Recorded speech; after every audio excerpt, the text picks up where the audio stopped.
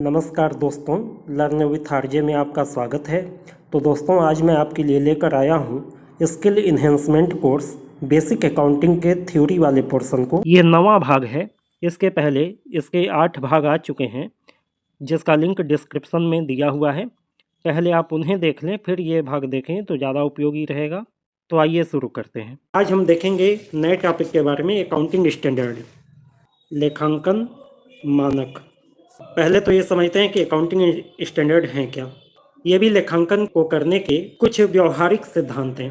Generally accepted accounting principle को और अच्छी तरीके से एक्सप्लेन करके बताया गया है कि आप किसी पर्टिकुलर ट्रांजैक्शन का रिकॉर्डिंग किस प्रकार से करेंगे या उसकी अकाउंटिंग किस प्रकार से करेंगे। जब जनरली एक्सेप्टेड अकाउंटिंग प्रिंसिपल बने हुए हैं तो अकाउंटिंग स्टैंडर्ड की क्या आवश्यकता पड़ गई। तो देखिए, अकाउंटिंग के अंतर्गत जो इन्फॉर्मेशन होती है वो बहुत सारे लोगों के द्वारा यूज की जाती है। पुराने समय में बिजनेस जब छोटा था तो बिजनेस के ओनर उस इन्फॉर्मेशन का यूज करते थे। जैसे जैसे व्यापार का आकार बढ़ता गया, अकाउंटिंग इन्फॉर्मेशन में अदर पार्टीज का भी रोल बढ़ गया। ये इन्फॉर्मेशन सभी लोग समझ पाएँ, इसलिए इसके लिए यूनिफॉर्मिटी का होना जरूरी है, एकरूपता का होना जरूरी है। तो इसके लिए जनरली एक्सेप्टेड अकाउंटिंग प्रिंसिपल बनाया गया और इसमें कहा गया कि सभी लोग अकाउंटिंग प्रिंसिपल को मानते हुए अकाउंटिंग करेंगे। लेकिन समय के साथ व्यापारिक गतिविधियां इतनी ज़्यादा बढ़ती चली गईं कि अब केवल एक देश में नहीं बल्कि कंपनियां बहुत सारे देशों में व्यापार करती हैं। तो ये जो अकाउंटिंग प्रिंसिपल है उसके आधार पे हर देश में अपने अपने तरीके से उसको इंटरप्रेट किया गया है, अपने अपने तरीके से उसको अपनाया जाता है। लेकिन जब एक देश से दूसरे देश के अकाउंट की तुलना की जाती है तो वहाँ की प्रैक्टिसेज में थोड़ा सा अंतर मिलने लगता है, क्योंकि अकाउंटिंग प्रिंसिपल जो है ना इतने ज़्यादा रिजिड नहीं है। वो बताते तो हैं कि आपको किस तरीके से अकाउंटिंग करनी है, लेकिन आपको थोड़ी बहुत छूट भी देते हैं कि आप ठीक है इस चीज़ को एक तरीके से नहीं बल्कि दूसरे तरीके से भी कर सकते हैं। मतलब बेसिक है कि ये तरीका आपको अपनाना है, इसका ऑब्जेक्टिव ये है, लेकिन उसे करने के तरीके कई सारे हो सकते हैं। तो किसी देश में अपने वहाँ की परिस्थिति के अनुसार एक तरीका अपनाया जाता है, किसी दूसरे देश में उसी को करने का अलग तरीका अपनाया जाता है। बाकी अकाउंटिंग प्रिंसिपल में जो एक तरीके से फ्लेक्सिबिलिटी दी गई है, इसका कई सारी बड़ी कंपनियां फ़ायदा भी उठाने का कोशिश करने लगी, अपनी अकाउंटिंग इन्फॉर्मेशन में से कुछ चीज़ों को अपने तरीके से मैनिपुलेट करने लगी। तो इसको देखते हुए और इंटरनेशनल लेवल पे, क्योंकि व्यापार आजकल बहुत बढ़ गया है, तो इंटरनेशनल लेवल पे सभी देशों के अकाउंटिंग के तरीके में एकरूपता लाने के लिए सन 1973 में पहली बार प्रयास किया गया। 29 जून 1973 में एक कमेटी बनाई गई, इसे कहा गया IASC, international accounting standard committee. और इसने जो है IAS यानी इंटरनेशनल अकाउंटिंग स्टैंडर्ड बनाना चालू किया। इसका मेन ऑब्जेक्टिव यही था कि सभी देशों के अकाउंटिंग रिकॉर्ड आपस में इतने ज़्यादा मिलते जुलते हो जाएं कि एक देश का इन्वेस्टर दूसरे देश के कंपनियों के अकाउंटिंग डेटा को सही तरीके से एनालाइज कर पाए, समझ पाए, और वहाँ पे इन्वेस्टमेंट करना है कि नहीं, कितना पैसा लगाना है, ये सारे डिसीजन ले पाए। भारत से 2 संस्थाएं IASC के सदस्य बनी। इसमें थी एक ICAI, और भारत से जो दूसरी संस्था सदस्य बनी वो थी ICWA। तो ICAI और ICWA ये दोनों ही जो है इंटरनेशनल अकाउंटिंग स्टैंडर्ड कमेटी की सदस्य बनी, और इन्होंने इंटरनेशनल अकाउंटिंग स्टैंडर्ड को आधार मानते हुए भारत में अकाउंटिंग स्टैंडर्ड बनाना चालू किया। बात यह है कि विदेशों की परिस्थितियों में और भारत की परिस्थितियों में थोड़ा सा अंतर है। वहाँ के कामकाज के तरीके में, अकाउंट लिखने के तरीके में, और भारत के कामकाज और अकाउंटिंग लिखने के तरीके में थोड़ा सा अंतर है। तो IAS जो बने थे, इंटरनेशनल अकाउंटिंग स्टैंडर्ड जो बने थे, वो जिस तरीके से बनाए गए थे उसी रूप में भारत में लागू करने में कुछ कठिनाइयाँ आ रही थी। तो IASC के सदस्य IACI और ICWA ने ये तय किया कि भाई हम IAS को ही फॉलो करते हुए अपना खुद का स्टैंडर्ड भारत में जारी करेंगे, ताकि भारतीय कंपनियों को यहाँ की लोकल परिस्थितियों के अनुसार जो है किस तरीके से इंटरनेशनल लेवल के मानकों को मीट करना है या इंटरनेशनल जो स्टैंडर्ड है उसके अनुसार उनको बनना है। तो भारत में अकाउंटिंग स्टैंडर्ड अपना अलग से बनाना चालू किया। इसका जिम्मेदारी ICAI को दिया गया, institute of chartered accountant of India Bharat में अकाउंटिंग स्टैंडर्ड आज भी जारी करता है। अब समय बीतता गया, समय बीतने के साथ ही ये जो कमेटी बनी हुई थी जिसे इंटरनेशनल अकाउंटिंग स्टैंडर्ड कमेटी कहा गया, इसे नाम बदल दिया गया, इसका स्वरूप बदल दिया गया। अप्रैल 2001 में IASC का नाम बदल कर दिया गया IASB, international accounting standard board. और ये जो इंटरनेशनल अकाउंटिंग स्टैंडर्ड थे, इनका भी नाम बदल दिया गया, इनका नाम कर दिया गया IFRS, international financial reporting system. 1971 में जब पहली बार इंटरनेशनल अकाउंटिंग स्टैंडर्ड कमेटी बनी थी तो ये कमेटी के फॉर्म में थी, ठीक है, ये एक कमेटी थी। बाद में इसे एक बोर्ड के रूप में चेंज कर दिया गया, इंटरनेशनल अकाउंटिंग स्टैंडर्ड बोर्ड 2001 में। और पहले जो इंटरनेशनल अकाउंटिंग स्टैंडर्ड बनते थे उनके नाम को बदल के कर दिया गया IFRS, यानी कि इंटरनेशनल फाइनेंशियल रिपोर्टिंग सिस्टम। और 2001 से ही ये दोनों चीज़ें लगातार लागू हैं। नए नए तरीके की व्यापारिक गतिविधियों के आधार पर अकाउंटिंग में आने वाली दिक्कतों और अकाउंटिंग में जो अलग अलग जगहों पे अलग अलग पैटर्न अपनाए जाते हैं, उसके आधार पे इंटरनेशनल लेवल पे कुछ फाइनेंशियल रिपोर्टिंग सिस्टम के नियम बनाए जाते रहे हैं, लगातार बनते रहे हैं। अभी तक जो है कुल मिलाकर 17 IFRS बन चुके हैं। IFRS 1 जो है आपका कैसे फॉलो करेंगे, पहली बार अडॉप्ट करेंगे फाइनेंशियल रिपोर्टिंग सिस्टम को। IFRS 2 में शेयर बेस्ड पेमेंट के रिलेटेड नियम बनाए गए हैं। IFRS 3 में बिजनेस कॉम्बिनेशन, यानी जो दो बिजनेस आपस में जुड़ेंगे तो कैसे अकाउंटिंग की जाएगी। IFRS 4 इंश्योरेंस कॉन्ट्रैक्ट किस प्रकार से किए जाएंगे। और ये डेट ऑफ इफेक्टिवनेस भी आप देख सकते हैं 2004 से है और 2021 तक तमाम IFRS बने हुए हैं। तो अभी तक कुल 17 IFRS बने हुए हैं। और इसी के आधार पर institute of chartered accountant of India ICAI ने भारत में 29 अकाउंटिंग स्टैंडर्ड बनाए हुए हैं। अकाउंटिंग स्टैंडर्ड 1 है disclosure of accounting policy, accounting standard 2 valuation of inventories, accounting standard 3 cash flow statement. इसके बाद अकाउंटिंग स्टैंडर्ड 4 है contingencies and event occurring after the balance sheet date.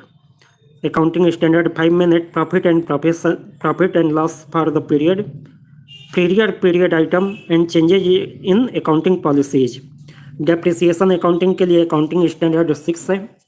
Accounting standard 7 में construction contract के बारे में बताया गया है। अकाउंटिंग स्टैंडर्ड 8 को अब अकाउंटिंग स्टैंडर्ड 26 में मर्ज कर दिया गया है। 9 में रिवेन्यू रिकॉग्निशन की बात कही गई है। अकाउंटिंग स्टैंडर्ड 10 में property plant and equipment, the effect of change in the foreign exchange rate, इसके बारे में बात की गई है। गवर्नमेंट ग्रांट के बारे में अकाउंटिंग करने के लिए अकाउंटिंग स्टैंडर्ड 12 है। अकाउंटिंग स्टैंडर्ड 13 जो है accounting for investment. Accounting for amalgamation accounting standard 14 में बताया गया है। इस तरीके से कुल मिला के 29 अकाउंटिंग स्टैंडर्ड अभी तक अस्तित्व में है। तो ये अकाउंटिंग स्टैंडर्ड जो है एक तरीके से पूरे विश्व को एक प्लेटफॉर्म पर लाने का एक प्रयास है। आगे देखते हैं कि नेचर ऑफ अकाउंटिंग स्टैंडर्ड, लेखांकन मानकों की प्रकृति। तो सबसे पहली बात आती है अकाउंटिंग स्टैंडर्ड जो है ना, वो नॉर्म को स्थापित करता है, यानी एक स्टैंडर्ड बनाता है, एक नॉर्म बनाता है कि इस नॉर्म के आधार पर आप अकाउंटिंग करिए। और ये नॉर्म किससे रिलेटेड होते हैं? Norms of policies and practices of accounting. दूसरी बात यह है, ये प्रिस्क्राइब करता है कि प्रिफर्ड अकाउंटिंग ट्रीटमेंट क्या होना चाहिए, यानी कोई इवेंट हो रहा है, कोई घटना हो रही है, तो उसमें सबसे बेहतर तरीके से उसको कैसे रिकॉर्ड किया जाएगा, इसके बारे में अकाउंटिंग स्टैंडर्ड बताता है। तीसरी बात है कि यह लेखांकन के मूलभूत सिद्धांत के प्रयोग की व्याख्या करता है। अकाउंटिंग प्रिंसिपल में तो ये बता दिया गया कि आपको अकाउंटिंग करते वक्त क्या करना है, लेकिन कैसे करना है यह हमें अकाउंटिंग स्टैंडर्ड बताता है। चौथी बात आती है कि यह लेखांकन के नियमों, नीतियों और व्यवहारों में एक रूपता लाने का प्रयास करता है। क्योंकि सभी लोग एक जैसे पैटर्न को अपनाएंगे तो अकाउंटिंग रिकॉर्ड को बहुत आसानी से समझा जा सकेगा सभी लोगों के द्वारा। तो मेन जो है अकाउंटिंग स्टैंडर्ड की प्रकृति यही है। अब इसका एडवांटेज क्या है, फ़ायदा क्या है? पहला फ़ायदा तो ये है, अकाउंटिंग स्टैंडर्ड जो है ना, abuse of flexibility of accounting policies को रोकता है। तो लेखांकन की नीतियाँ जो बनाई जाती हैं वो काफ़ी फ्लेक्सिबल होती हैं। अकाउंटिंग प्रिंसिपल ने बताया तो है कि कैसे करना है काम को, लेकिन अकाउंटिंग प्रिंसिपल ने बहुत सारी फ्लेक्सिबिलिटी दे रखी है। एक ही ट्रांजैक्शन को रिकॉर्ड करने के लिए कई सारे तरीक़ों को अपनाया जा सकता है, तो ये एक फ्लेक्सिबल तरीका है।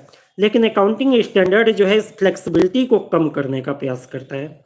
ऐसा क्यों? क्योंकि इस फ्लेक्सिबिलिटी का दुरुपयोग हो रहा था, लोग एब्यूज कर रहे थे, इसका दुरुपयोग कर रहे थे अपने फ़ायदे के लिए, या सामने वाले इन्वेस्टर्स को या आउटसाइड की पार्टीज को भ्रमित करने के लिए, गलत जानकारी देने के लिए इसका दुरुपयोग कर रहे थे। तो अकाउंटिंग स्टैंडर्ड बनाने का मेन पर्पज़ ये है कि ये एब्यूज ऑफ फ्लेक्सिबिलिटी को रोकता है। दूसरी बात है, accounting standard improve the reliability and credibility of financial statement. Accounting standard financial statement की रिलायबिलिटी यानी वास्तविकता को, और क्रेडिबिलिटी मतलब विश्वसनीयता को बढ़ाता है। क्योंकि जब अकाउंटिंग स्टैंडर्ड बनाया जाता है तो उस समय बहुत ध्यान दिया जाता है कि इस अकाउंटिंग स्टैंडर्ड को इस तरीके से बनाया जाए कि अकाउंटिंग प्रिंसिपल में जो कमियां हैं या अकाउंटिंग प्रिंसिपल में जो फ्लेक्सिबिलिटी है उसका कोई दुरुपयोग न करने पाए, और ये इंटरनेशनल तरीके हैं अकाउंटिंग के, उसके साथ भी मैच हो। तो जब आप अकाउंटिंग स्टैंडर्ड के अनुसार अपने फाइनेंशियल स्टेटमेंट को बनाते हैं तो वास्तविक भी होता है और ज़्यादा विश्वसनीय भी होता है। इसके बाद तीसरा फायदा ये है कि अकाउंटिंग स्टैंडर्ड कंसिस्टेंसी और कंपेरेबिलिटी इन दोनों को बढ़ाता है। क्योंकि अकाउंटिंग स्टैंडर्ड जब बनाए जाते हैं तो इसमें बार बार परिवर्तन नहीं किए जाते हैं।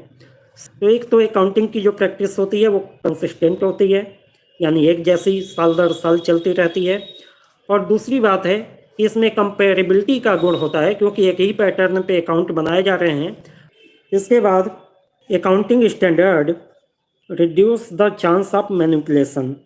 स्टैंडर्ड को फॉलो करने पे अकाउंटिंग रिकॉर्ड में मैनिपुलेशन करना कठिन हो जाता है और कोई भी फ्रॉड करना भी कठिन हो जाता है, क्योंकि अकाउंटिंग स्टैंडर्ड में स्टेप बाय स्टेप सारी चीज़ें बताई होती हैं कि किसी पर्टिकुलर ट्रांजैक्शन से रिलेटेड रिकॉर्ड आपको कैसे बनाने हैं। तो उसमें आप अपनी मनमानी नहीं कर सकते हैं, आप मैनिपुलेशन कम कर पाते हैं, और ये ऑडिटर्स के लिए भी हेल्पफुल होता है।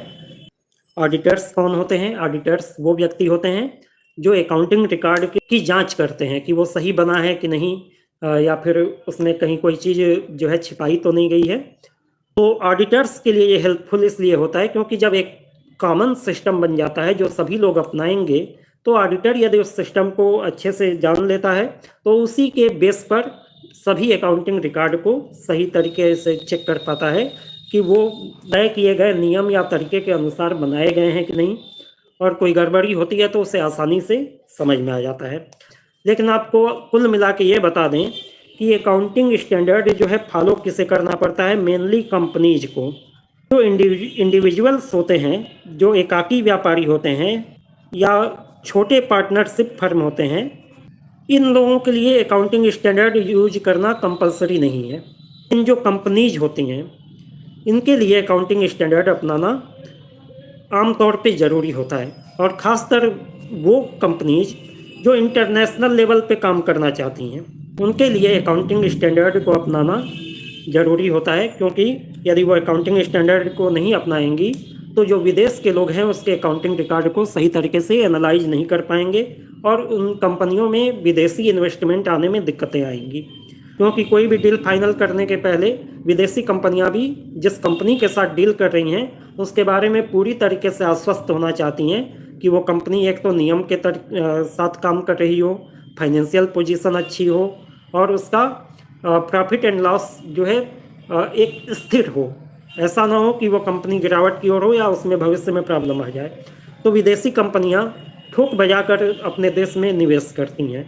कंपनीज के लिए बहुत सारे अकाउंटिंग स्टैंडर्ड ऐसे हैं जो कंपलसरी बनाए गए हैं। यहाँ पे एक चीज़ और देखिए कि अकाउंटिंग स्टैंडर्ड की प्रकृति मैंडेटरी भी है और रिकमेंडेटरी भी है। यानी कुछ अकाउंटिंग स्टैंडर्ड ऐसे हैं जो मैंडेटरी हैं, यानी अपनाना आवश्यक है।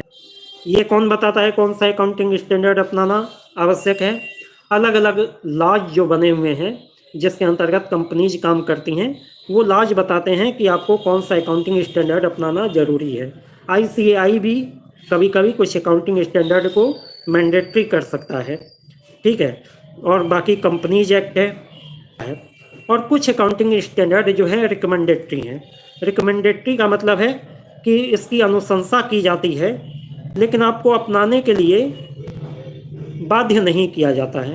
रिकमेंडेटरी अकाउंटिंग स्टैंडर्ड होते हैं, उसमें ये कहा जाता है कि आपको ये अपनाना चाहिए, लेकिन आपको बाध्य नहीं किया जाता है कि आप अपनाइए ही, ठीक है। तो दोनों ही नेचर के अकाउंटिंग स्टैंडर्ड होते हैं। तो छोटे लेवल पे अकाउंटिंग स्टैंडर्ड का कोई बहुत महत्व नहीं है, लेकिन जो बड़ी कंपनियां हैं, बड़े बिजनेस हैं, उनको अकाउंटिंग स्टैंडर्ड अपनाना पड़ता है। तो आज के वीडियो में इतना ही। आगे की चीज़ें हम अगले पार्ट में देखेंगे। यदि वीडियो आपको अच्छा लगा हो तो वीडियो को लाइक कीजिए, शेयर कीजिए और चैनल को सब्सक्राइब कर लीजिए और बेल आइकन दबाना मत भूलिएगा, ताकि कोई भी नए वीडियो की नोटिफिकेशन आपको समय से मिल जाए। Good day to all of you.